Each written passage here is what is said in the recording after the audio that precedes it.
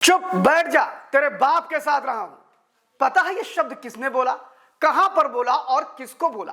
आप जानकर हैरान हो जाएंगे कि इस शब्द का प्रयोग करने वाला कोई सड़क छाप नेता नहीं है। इस शब्द का प्रयोग करने वाला किसी आम आदमी पर यह टिप्पणी नहीं कर रहा है। दोनों ही अपने आप में मेंबर ऑफ पार्लियामेंट हैं। जिस व्यक्ति ने इस शब्दों का प्रयोग किया कि चुप बैठ जा, तेरे बाप के साथ रहा हूं, वह व्यक्ति इस देश की संसद में राज्यसभा का नेता प्रतिपक्ष है। अब तो आप समझ ही रहे होंगे मैं किसकी बात कर रहा हूं। क्या मैं बात कर रहा हूं मल्लिकार्जुन खड़गे की।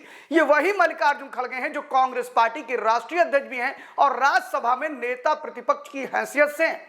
आपको बता दें कि जब राज्यसभा में कल बहस हो रही थी और खास तौर कुंभ को लेकर के और भी कई मुद्दों को लेकर के, जब राज्यसभा में नेता प्रतिपक्ष मल्लिकार्जुन खड़गे ने सरकार को घेरना शुरू कर दिया और उसके बाद तो बवंडर मच गया और बवंडर इस तरह मचा कि हाथापाई तक नौबत आ गई।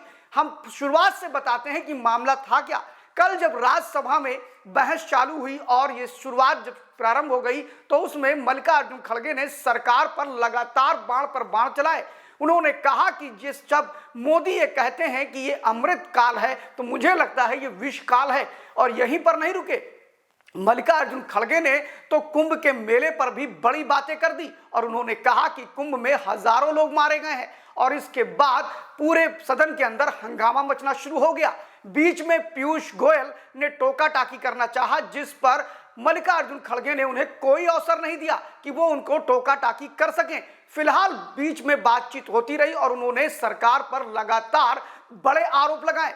मल्लिकार्जुन खड़गे को उपसभापति यानी कि अगर हम बात करें तो उपराष्ट्रपति जगदीप धनखड़ ने, जो कि सभापति हैं राज्यसभा के, उन्होंने सीधे सीधे कहा कि जो आपने ये आरोप लगाया है कि 1000 लोग कुंभ में मरे हैं, ये गलत है और अगर इस बात की पुष्टि अगर आपके पास करते हैं तभी इस बात को बोलिए या फिर अपनी बातों को वापस ले लीजिए।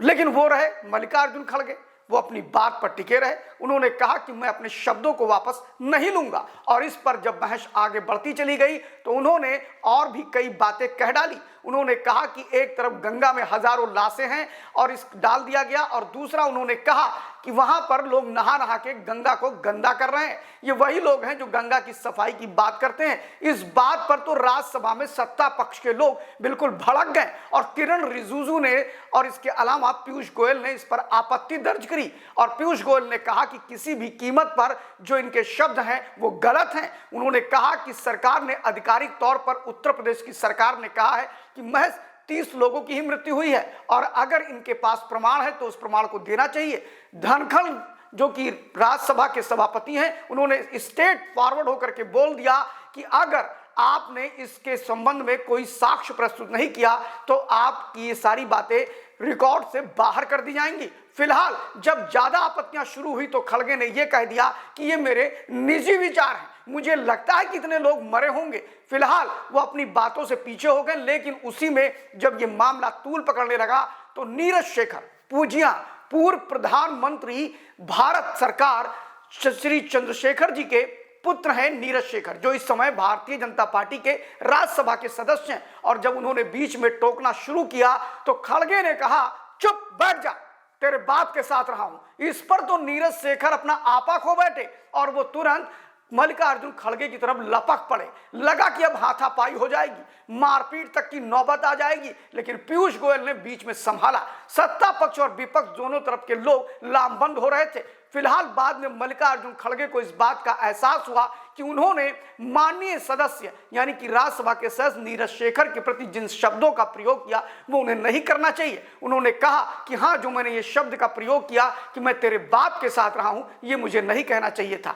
फिलहाल मामले को पीयूष गोयल और लोगों ने मिलकर के शांत किया, लेकिन ये मामला कोई सामान्य नहीं था।